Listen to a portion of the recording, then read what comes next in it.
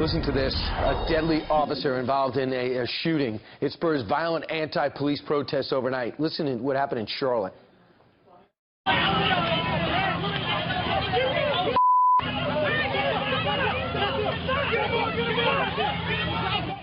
Protesters set fires in Charlotte while hurling rocks at cops. Joining us right now is Fox News contributor, former GOP Congressman, Lieutenant Colonel Col West. Colonel, we have two incidents, one in Tulsa, but let's talk about first in Charlotte last night. We've seen this before, not the reaction. I don't care how this turns out. How do you stop this reaction? Well, you have to stop having these individuals out there in the communities that are spurring on this idea of social justice or wrongdoing. We need to sit back and allow the system and the process to take place. There will be an investigation. If there is wrongdoing, we'll get the facts. Look at what happened in Milwaukee, where people took to the streets, and the narrative that was initially out there turned out to not be the true narrative, just the same as in Ferguson, Missouri, when the narrative of hands up, don't shoot turned out to be a completely wrong narrative.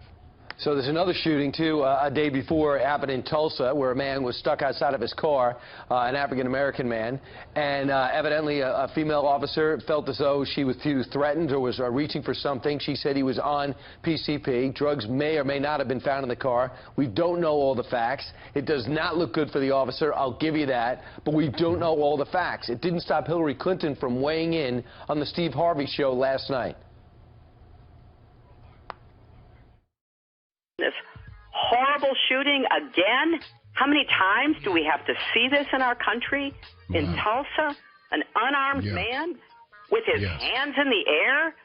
I mean, this is just unbearable, and it needs to be intolerable. And so, you know, maybe I can, by speaking directly to white people, say, look, this is not who we are. We've got to do everything possible to improve policing, to go right at implicit bias. Really? She's going to speak directly to white people? Well, the problem with Hillary Clinton is that she knows that she's losing support in the black community. I think she's only at 76%. That's one of the lowest that you've seen with any recent Democratic presidential nominee. But the thing that is interesting, the hypocrisy, is that coming off of the bombing suspect there in New York City, where everyone said you can't rush the judgment. Don't be so impetuous in saying anything. And then what does Hillary Clinton come out and do?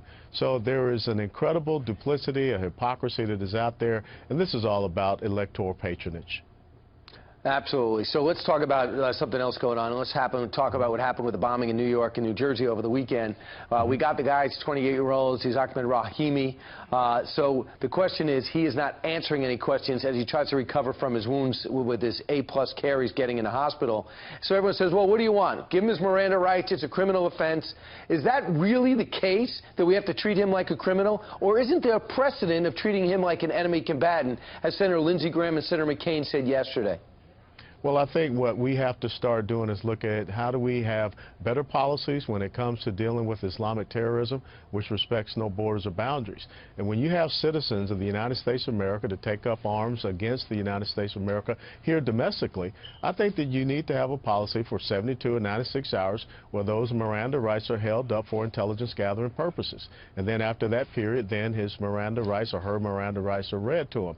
But now he's lawyered up and he's not going to say anything. Just the same as if you are an American citizen, natural born and naturalized, and you leave this country and you're on the battlefield, you lose your citizenship, you lose your rights, just the same as Anwar al-Awlaki, who was killed in a drone strike. So we need to have better policies and procedures that talk about how we deal with this. And we can do this, Colonel, with a clear head and putting politics aside, because we all want the same goals. The ISIS al-Qaeda threat that's here, which they might be using American citizens to activate because they know they're going to be treated through criminal courts. He's going to be lawyered up, cost us a fortune. We know he's going to prison for life, but we need to get the intelligence out of him. And by the way, his own neighbor said that he was working with other people.